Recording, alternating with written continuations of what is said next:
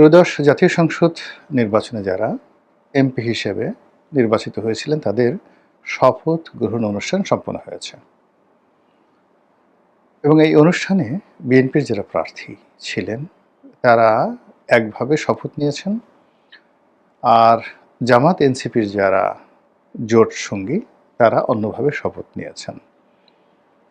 এটি নিয়ে রাজনৈতিক বিতণ্ডা হবে আগামীতে, এতে কোনো সন্দেহ নেই। কিন্তু এই মুহূর্তে দেশে বিরাট একটা স্বস্তি বিরাজ করছে। কারণ হলো গত ১৭টি মাস ধরে ডক্টর মোহাম্মদ ইউনূসের সরকারে যা কিছু চলছিল সেখানে রাজনীতি ছিল না। স্থানীয় সরকারগুলো একেবারে কার্যত বন্ধ ছিল এবং সারা বাংলাদেশে মানুষের সঙ্গে রাজনীতিবিদদের সম্পর্ক, মানুষের সঙ্গে প্রশাসনের সম্পর্ক এবং এই সংক্রান্ত যে পাবলিক ওয়ার্কস রয়েছে, সরকারের যে উন্নয়নমূলক কর্মকাণ্ড রয়েছে, এগুলো সব মুখ থুবড়ে পড়েছিল। এর ফলে কি হলো যে এই যে জাতীয় বাজেটের ধরুন প্রায় ৪ লক্ষ কোটি টাকা, ৪ লক্ষ কোটি টাকা যেগুলো পাবলিক ওয়ার্কস হিসেবে ব্যবহৃত হয়, টিআর, কাবিখা, ভিজিপি, ভিজিডি, কাবিটা, এরপর ধরুন এলজিডির আন্ডারে যে সকল রাস্তার কাজ রয়েছে, ব্রিজের কাজ রয়েছে, সড়ক পরিবহন থেকে শুরু করে অন্য বিভিন্ন বিভাগ অনুবিভাগের যে সকল পূর্তকর্ম রয়েছে, কনস্ট্রাকশন ওয়ার্কস রয়েছে, প্রায় সব কিছুই মুখ থুবড়ে পড়েছিল।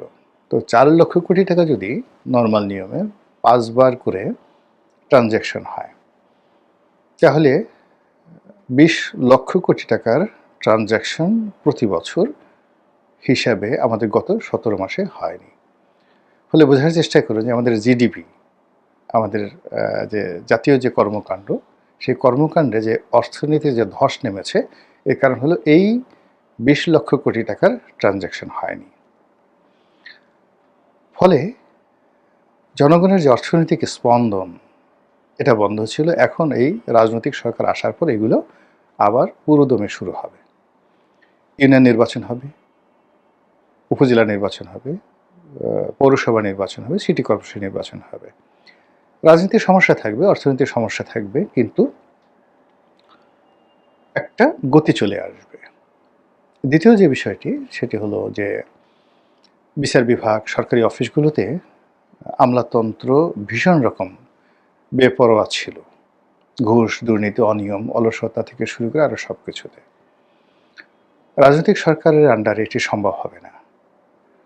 এখন মন্ত্রী আছে, এমপি আছে এবং তাদের যে জবাবদিহিতার যে জায়গা, সেই জায়গাতে আমলারা আগের যে কোনো সময়ের চেয়ে এখন গণমুখী হতে বাধ্য। তো এই কারণে আসলে যারা রাজনীতি করেন না কিন্তু দেশ নিয়ে চিন্তা করেন, দেশের অর্থনীতির সাথে জড়িত, তারা সবাই আপাতত স্বস্তির নিঃশ্বাস ফেলেছে। কিন্তু এখানে যে মূল বিষয়টি রয়ে গেছে সেটি হলো শুধুমাত্র যে সাধারণ জনগণ এখানে স্বস্তির নিঃশ্বাস ফেলছে তা নয়। এই মুহূর্তে বাংলাদেশের রাজনীতি থেকে যারা দূরে আছে এবং ইউনূস সরকারের জমানাতে মবের কারণে হোক, বিভিন্ন কারণে হোক, তারা পালিয়ে আছে, অনেকে দেশ ছেড়েছে, সেই আওয়ামী লীগের যারা নেতৃবৃন্দ রয়েছেন তারাও এই সময়টিতে স্বস্তির নিঃশ্বাস ফেলছেন।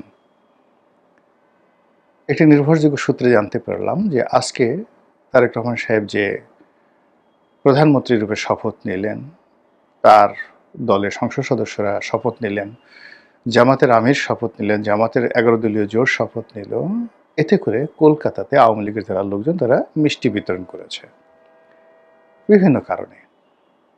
আমি যদি ইতিবাচক ধরি, ইতিবাচক হলো যে এখন যে দৌড়টি হবে, রাজনীতির যে প্রতিযোগিতাটি হবে, সেটি গণতান্ত্রিক পদ্ধতিতে।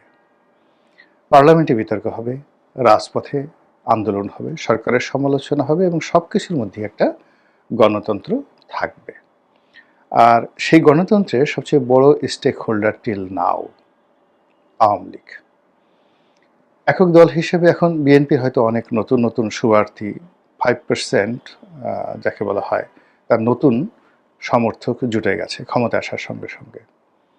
কিন্তু দুটো দলের মধ্যে থেকে যদি আপনি চিন্তা করেন যে স্টিল বিএনপির চাইতে আওয়ামী লীগের সাংগঠনিক ক্ষমতা বেশি, জনসমর্থন বেশি এবং গত 17 মাসে সেটা আরও বৃদ্ধি পেয়েছে জনপ্রিয়তায়।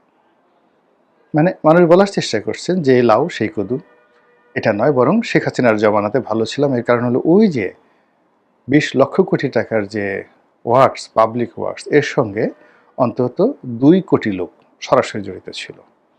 তো এই 2 কোটি লোকের তো পেটে টান পড়েছে। কে আওয়ামী লীগ করে, কে বিএনপি করে, ডাজ নট ম্যাটার। তিনি এই 17 মাসে তাদের এই 2 কোটি পরিবারের যে অসহনীয় অবস্থা, তারা শেখ হাসিনাকে মনে করেছে যে তার অধীনেই এই বাংলাদেশ এগিয়ে গেছে এবং এটা সম্ভব, অতএব তিনি ফিরে আসেন। এখন নতুন সরকার তারেক রহমান সাহেব তারা যদি এই পূর্ত কাজগুলো করতে পারেন, দুর্নীতি আগের চেয়ে কম হয়, লোকজনের মধ্যে প্রতিযোগিতার বেশি হয়, সঙ্গতের কারণে লোকজন আর শেখ হাসিনার নাম আগের মতো না নিয়ে তারেক রহমান সাহেবের নাম নেবেন। এটা হলো এক কারণ।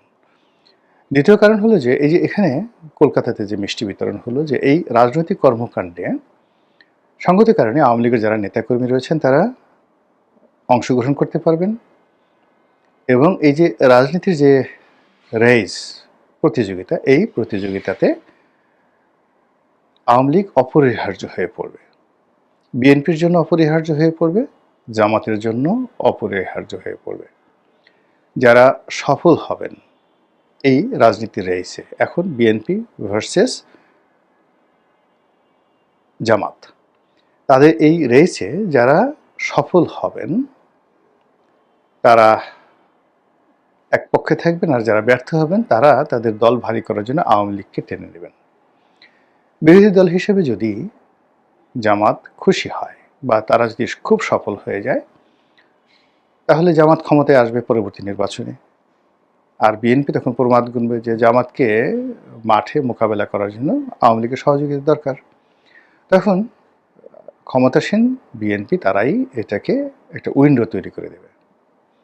আবার অন্যদিকে জামাত যদি দেখে যে সরকারের জনপ্রিয়তা তুঙ্গে, তারেক রহমান সাহেব খুব ভালো করছেন, তারা কোনো অবস্থাতেই পেরে উঠছেন না, তো মাঠের রাজনীতি করার জন্য, সংখ্যাধিক্য বাড়ানোর জন্য তারা এখানে আওয়ামী লীগকে একটা উইন্ডো করে দেবে। এই গেল একেবারে দেশের অভ্যন্তরে। অন্যদিকে আপনি যদি ইন্টারন্যাশনালি এটা দেখেন, স্পষ্ট আপনি বুঝতে পারবেন যে এই ইউনূস সরকারের পতন, অতি দ্রুত নির্বাচন, তারেক রহমান সরকারের যে অভিযাত্রা, এটার সঙ্গে মার্কিন যুক্তরাষ্ট্রের একটা সমর্থন আছে। আর নিয়ন্ত্রণটা টিল নাও বলা হচ্ছে ভারতের বেশি। সেটা বলেন, নরেন্দ্র মোদী বলেন বা অন্য যে কোনো জিনিস বলেন, এটা অনেক অনেক বেশি। তো সেক্ষেত্রে সামনে যাই আসতেছে পরিবেশ পরিস্থিতি, তো সেক্ষেত্রে যাই পরিবেশ পরিস্থিতি আসছে, সেই পরিবেশ পরিস্থিতি আওয়ামী লীগের জন্য একটা ইতিবাচক ধারা তৈরি করবে। সেই ইতিবাচক ধারা আনন্দে শেখ হাসিনা নিঃসন্দেহে স্বস্তি নিঃশ্বাস ফেলছেন বাংলাদেশের মানুষের মতো। আবার অন্যদিকে আওয়ামী লীগের যারা নেতাকর্মী, তারা এই গত 17 মাসে যে অস্থিরতার মধ্যে ছিলেন, এই গণতান্ত্রিক পরিবেশে তারা যদি মিষ্টি বিতরণ করে থাকেন, এর মধ্যে আমি মন্দ কিছু দেখছি না। বরং এটা আমি মনে করি নতুন সরকারের জন্য একটি শুভ লগ্ন এবং শুভ সূচনা। সবাই ভালো থাকুন, দেশের বিজয় হোক, গণতন্ত্রের বিজয় হোক, যারা অপরাধী তাদের শাস্তি হোক। আসসালামু আলাইকুম রহমতুল্লাহি ওয়া বারাকাতুহু।